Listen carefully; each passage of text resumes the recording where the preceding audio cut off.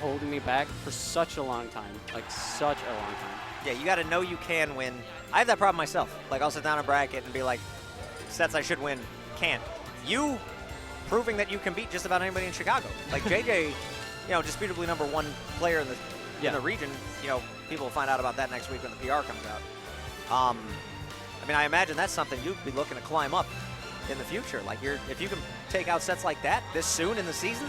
Yeah, and the thing, too, is when I'm playing now, I honestly don't care about PR. Like, I don't care if, like, I'm the best on that list or where I stand. Like, for a while, I was like, oh, I'm 20. I better do a little bit better. But, like, I'm just like, that doesn't matter to me anymore. What matters to me is how I play.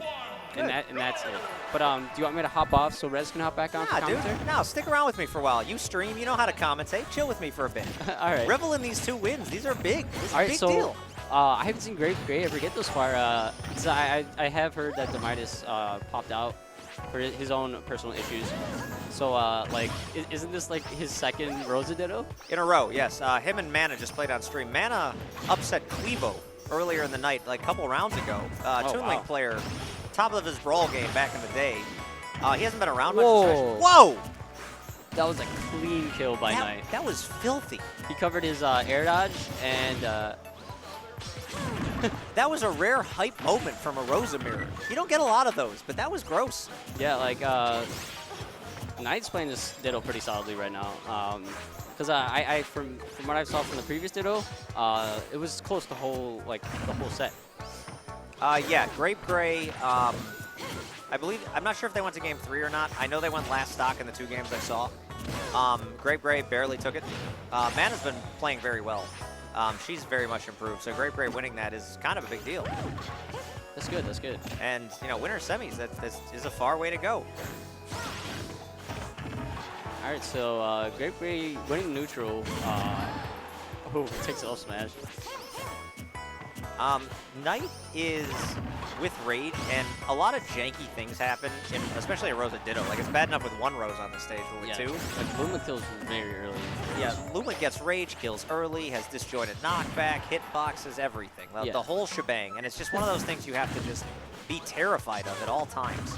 Yeah, just, like, Rosa can just seal stocks extremely early, just to the fact of the positioning of Luma. And in this Ditto, I feel like both players have to be very aware of how they use Luma, too. And if the other player loses Luma, it's a completely different game.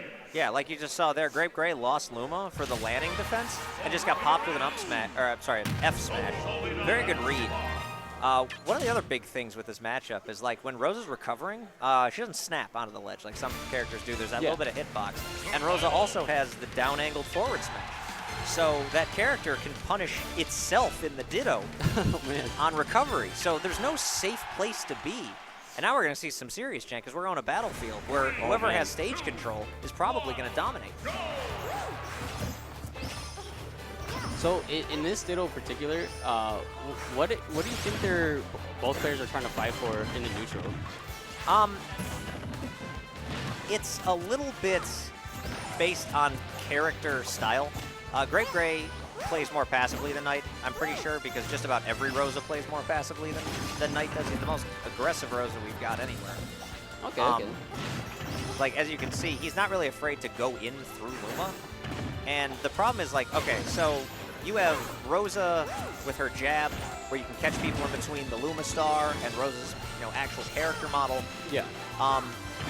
When you're against another Rosa and Luma, their Luma can protect them from you doing that to them out in front of them. So what'll wind up happening is you'll trade a lot. And I think Knight knows that. He knows the Ditto very well. His static doubles partner, Dan, has claimed that his secondary is actually Rosa. From just playing with Knight, he learned Rosa so that he understood his character, which means Knight actually has experience in the Ditto more than most. And that's why he's not afraid to get aggressive. He'll know when to go in, he'll know when to get grabs, he'll know how to defeat the other player's Luma very well. And GrapeGray, I'm proud of him for getting this far. And he's keeping it very even this game. But this is a tall order, beating a player like Knight Scala.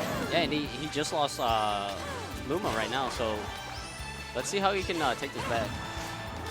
Yeah, he needs to be, like, not just passive, but utilizing the stage to the best of his ability.